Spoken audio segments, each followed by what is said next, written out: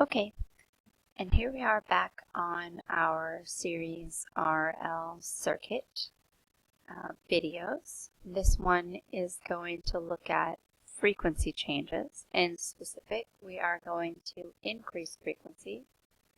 So you'll see we're changing it here on the screen, and it's going to increase to 50k hertz. So when frequency increases, it affects the ohmic value of our inductors because it is part of the formula for them. So if we look at the ohmic value for L1, we know that it was 6.78 k ohms.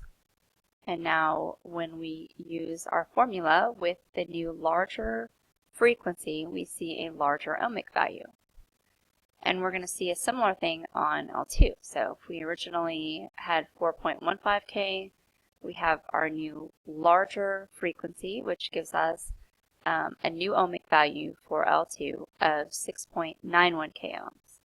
So it's not really a surprise then if both of the ohmic values for our inductors went up, that the total inductive reactance for the circuit went up because they're just added together. So you add these two larger values together and you come up with something that was larger than what we originally had.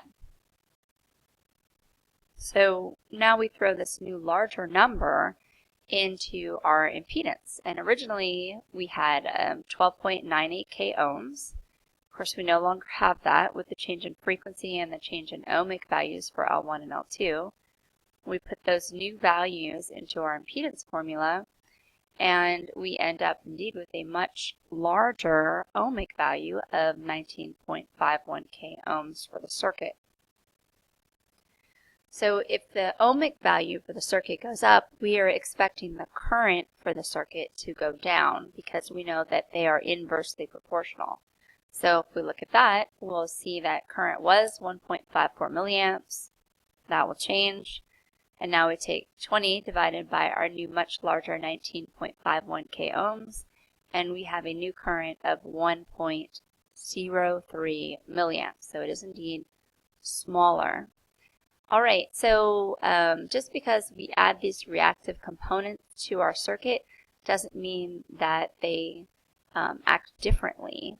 So the same stuff that we learned in our series circuits with just resistors will carry over into these RL series circuit formulas.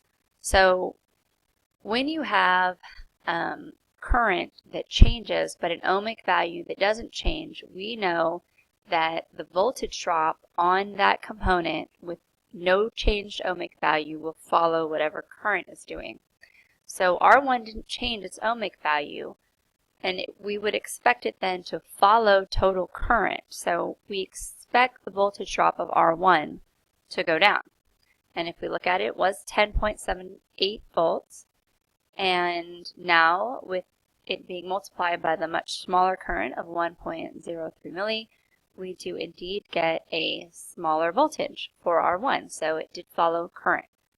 Now, when we did those earlier examples, we expected to see larger voltage drops on components that had a larger value. So both of our inductors saw a larger ohmic value, and because they did, we would expect both of their voltage drops to go up.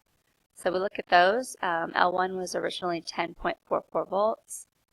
Now, with it multiplied by the smaller current, it is larger. It followed its ohmic value. And we see the same in L2, even though current has done the opposite of the ohmic value. They don't cancel each other out. The voltage drop for the component follows the larger ohmic value. And remember when we talked about why that is, ohmic values are much larger numbers than currents are, so they have much larger impacts on those math formulas. And so when we have components with increased ohmic values, we find that the voltage drops on those components will increase even though current decreases.